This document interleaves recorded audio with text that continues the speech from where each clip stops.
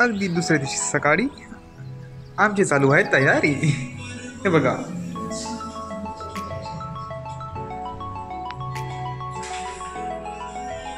सगळं मेकअपचं सामान इथे आणून ठेवलंय। सो फायनली लग्नाचा दिवस आलेला आहे, मस्त तयारी झाली आहे, पण माझी बॅटरी पूर्ण डाऊन आहे। माहीत नाही, काल रात्री आलं तेव्हापासूनच कसतरी होतं। लग्नात पण मला यायचं नव्हतं, पण हे लोक जबरदस्ती घेऊन जातात। ठीक आहे, कशी कशी तयारी केली आहे, त्यातून इतकी न जास्त मला मी बोलणार की नाही व्हिडिओमध्ये। काल पण मी काहीच बोलले नाही, फक्त जेवढं दाखवत आहे तेवढं दाखवते। दादाच जास्त शूट करते, मी काय करत पण नाही। ठीक आहे, चलो बघूयात लग्न, जाऊन मी लगेच परत येईल बघून, कारण की हिंमतच नाही, ताकदच नाही।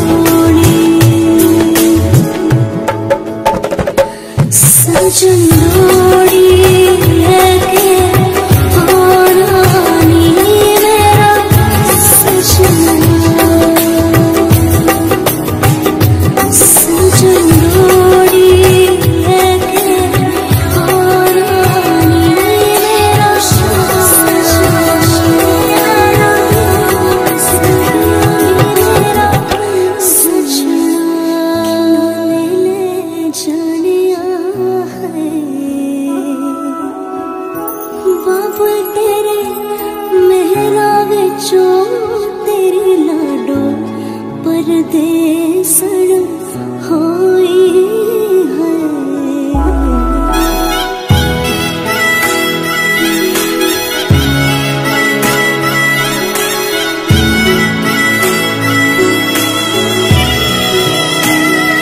तेरे शब्द याद छड़िया आवा सखियों नी मेरा सजना, नी मेरा सजना मिलन वदाया नी सजन रोड़ी, सजन रोड़ी लेके और आनी मेरा सजना।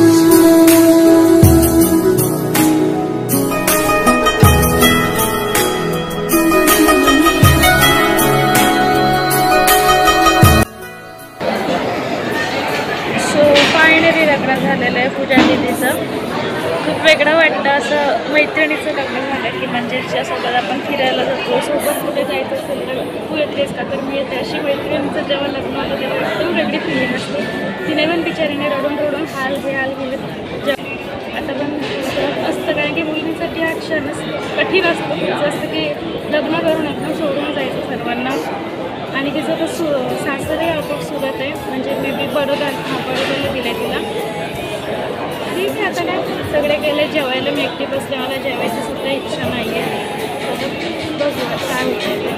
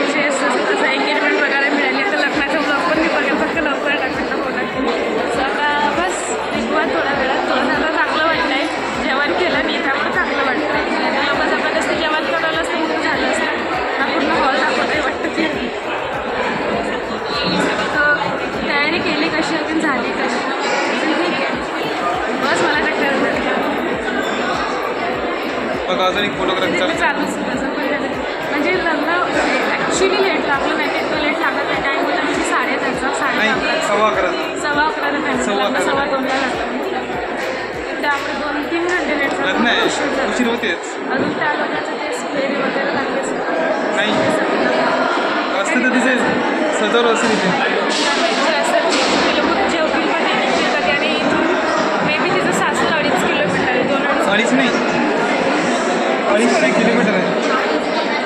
2-2.5 तास लागतात किलोमीटर नसते, 2-2.5 तास लागतात जायला. आणि बघू कधी नंतर भेट होते. आज वडोदराला जाऊ.